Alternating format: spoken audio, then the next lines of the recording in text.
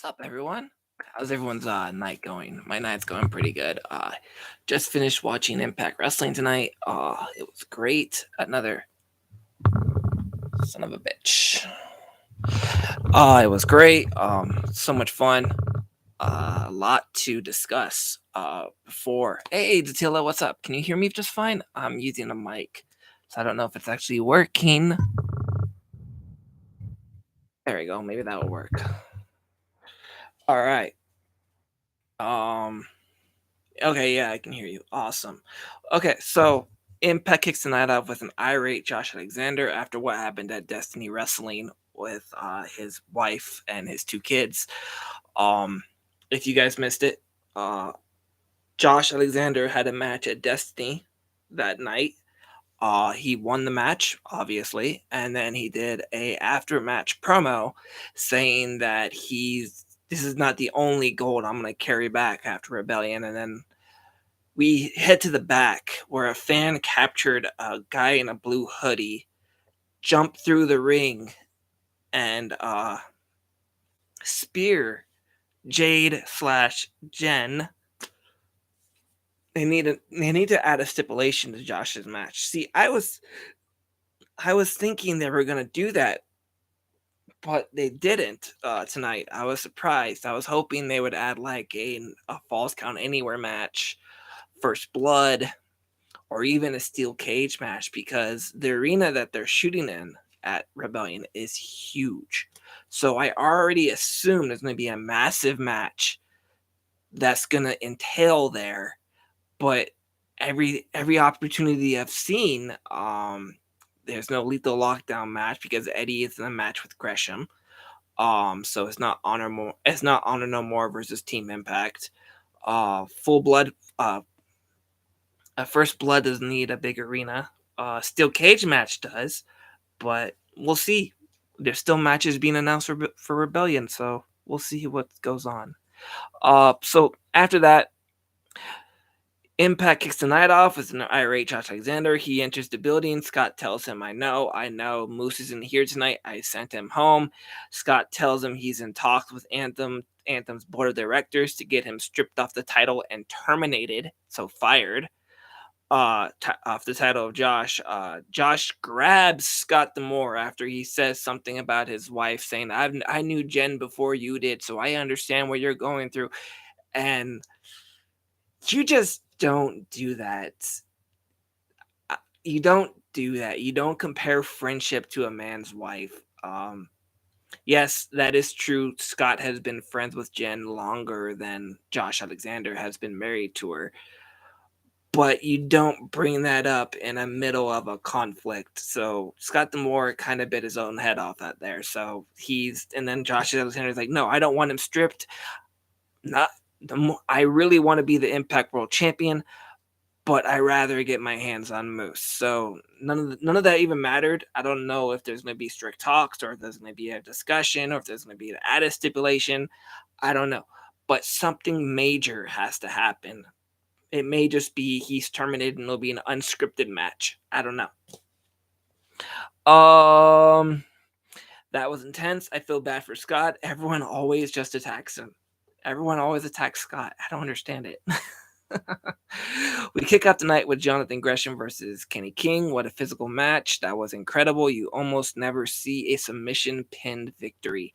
Yeah, okay, so speaking of all my history of watching wrestling, I've only seen a few times where a wrestler is pinned during a submission move. That means the submission was too intense for him to get up, so his shoulders were still on the mat in mid-submission.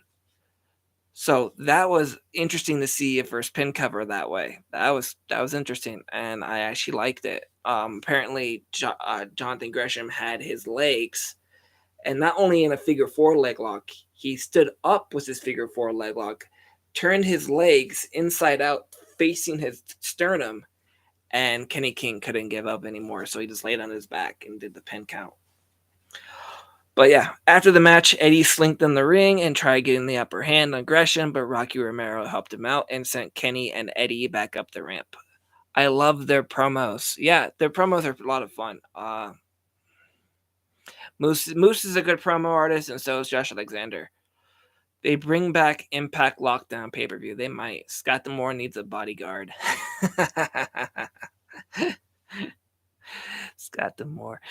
Up next is the Chump Challenge. Swinger and Johnny Swinger and Zicky Dice versus the Good Brothers. The Good Brothers answered the Chump Challenge. That was a nice warm-up match. It wasn't the best match of the night, but it was a good match to see Zicky Dice get kicked on his ass. So it was good. I don't remember ever seeing Swinger join the match either. So it was just basically Zicky Dice being obliterated. Speaking of Zicky Dice, tomorrow at 11 a.m., whatever time it is for you guys, it's 11 a.m. for me. Is Zicky Dice's Twitch show on his channel. I think it's called Trouble in Paradise 2. There's only one match on the card I'm actually looking forward to watching, and that's Masha Slimovich versus a bear. Have no idea how that's going to go down. Have no idea what that entails. But I watched Zicky Dice's Lost Paradise match show last time. And it was a good enjoyment. It was basically a Twitch interactive show. He had people submit, do polls, did some predictions. So it was really fun to see the chat interact with the show. It was pretty fun. And Ziggy Dice battled Evil Uno in a what was the name? I forgot the name of the stipulation that Twitch decided on, but yeah, it's a fun show. So even though I'm probably gonna miss like half of it because of it's in the morning, and I'm not fully awake in the morning, I usually sleep in till like 12. So I'm hoping to catch the replay, and maybe I'll do a video about it. But yeah, check that out. Next, we see Gia talk with the Good Brothers. Meanwhile, PCO is shouting for Jonah in the parking lot. This one was pretty interesting. I mean, you cut the PCO shouting Jonah in regular shooting concept. And then I guess a commercial happened, and Jonah and PCO is still shouting Jonah. And we turn to this cinematic camera. And I thought that was so cool how they gelled with reality into cinematic. Was great, was perfect. The production was great. There was no blip, there was no glitch. It instantly went to a cinematic feel, which was super awesome to see. And we saw a good violent parking lot brawl that involved a dolly, a chain, plywood, rails, body being slammed with a car over and over again. And after that, PCO buried him in asphalt. Not dirt, asphalt from the cement. I thought that was pretty good. So their feud is far from over. And I was actually kind of shocked how Jonah doesn't have a match with PCO at Rebellion. He has a match against the Stone Pitbull Ishii. So I was actually surprised that they weren't going to do like a Burrito Live match or a Last Monster Standing match, which I think is on the way. Because apparently they're two unstoppable beasts and they always get back up after a punishment. So I think a Last Monster Standing match would have been a great idea, but I'm not the booker. After the match, up next, Fulton versus Josh Alexander. What a match. Josh Alexander made short work of Fulton. That was crazy good.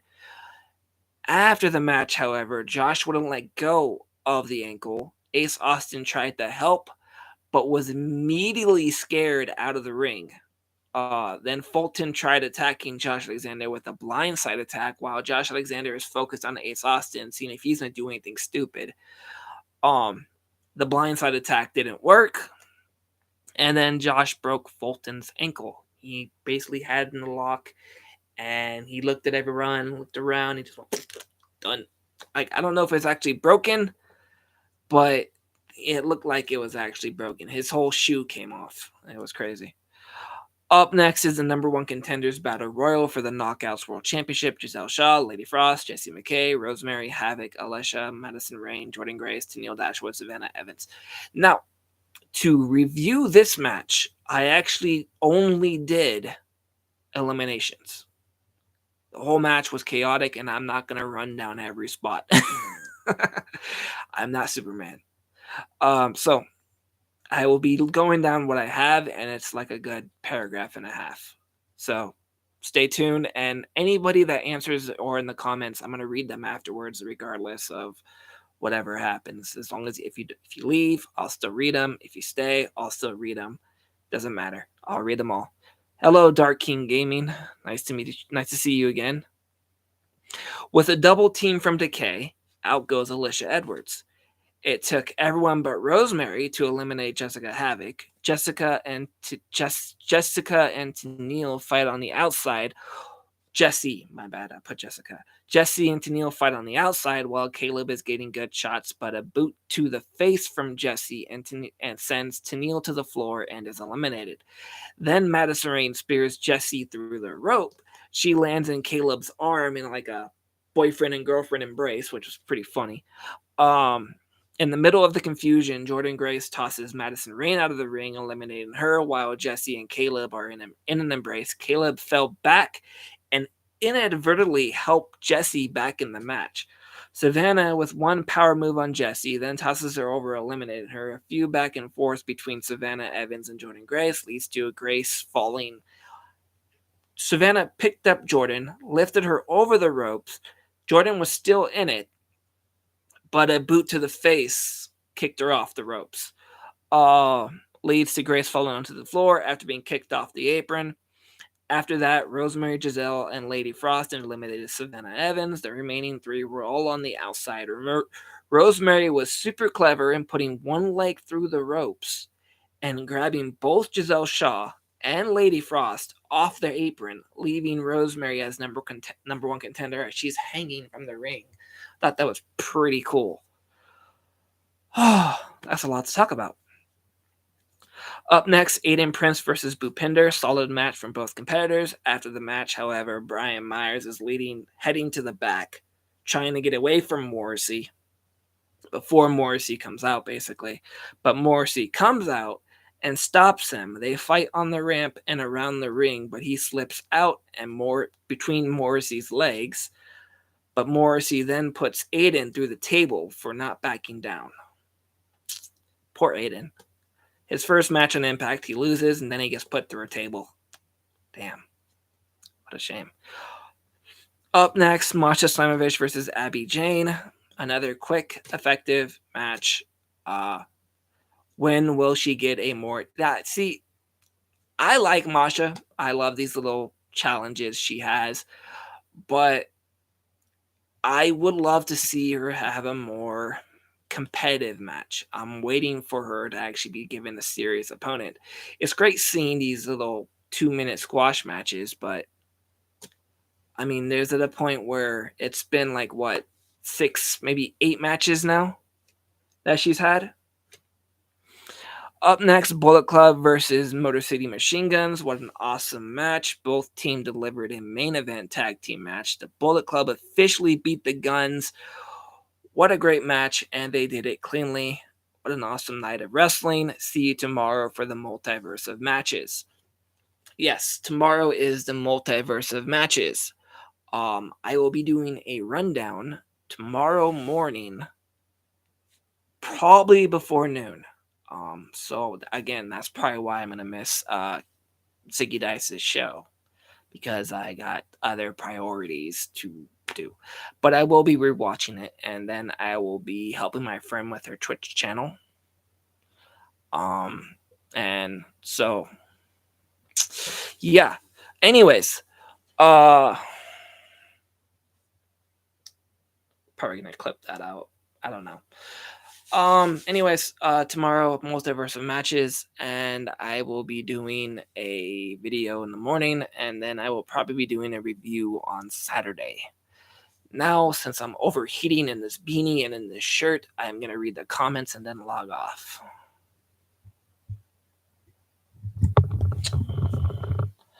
go all the way up. Hey, Cody. Hey, Tiller. Hi, Cody. Josh Alexander broke Madman Fulton's ankle. Yes, Jared, he did. Yeah, I can hear you. Ace Austin abandoned Madman Fulton. Yes, they need to add a stipulation to Josh's match. Yes, they do. I love their promos. Yes, they were great. They bring back Impact. Oh, I already read those. They should add a Falls Count Anywhere match or Steel Cage match in Josh's match at Impact Rebellion. Yes. How can PCO still stand after that? Well, that's a very simple question. Very simple answer. He's not human. Dude, what a night or a last man standing match. Nick Aldis should return to Impact Wrestling and attack Matt Cardona. There's no need to return. He's having a match tomorrow. Caleb with a K might join the Inspiration. That's probably where it's leading to. Rosemary versus Tasha Steelz for Impact Knockouts champion, obviously. W. Morrissey versus Brian Myers. Yes. Athena should show up to Impact Wrestling. That's on Athena. I'm pretty sure Impact has already reached out to her, but don't quote me on that. But yeah, Mia Yim should show up as well. Taya should show up as well. I'm pretty okay with Toni Storm going to AEW. She wasn't on my list of people that I would want an Impact. She's a great athlete, but I don't think her status is more AEW status. She needs that platform more than anything else. But Athena would be a great with the knockouts because she would gel with the knockouts very well. She has that tough backbone. She has the persona that feeds off the knockouts division. Mia Yim has history with the knockouts, and she's Gail Kim's best friend. And then we have Taya Valkyrie, who is the longest reigning Impact Knockouts champion, left in a kind of a rushed outing. She was arrested and sent to Stanford, Connecticut, I think. Whatever. She's out of jail now and she's living the dream and she's finally free and she'll be at WrestleCon. And who knows who will answer Deanna's champ challenge at the Multiverse of Matches. So much good stuff happening, so much fun stuff to be had. Thank you all for watching, and stay tuned to my video tomorrow. Oh, and if you want, you can buy a Lady Frost shirt on Pro Wrestling Tees. Ice cold knockout. You can't see because it's reversed. Oh wait, no, you can't see. It's only my side that's reversed. Science. Anyways, good night. Thank you for watching.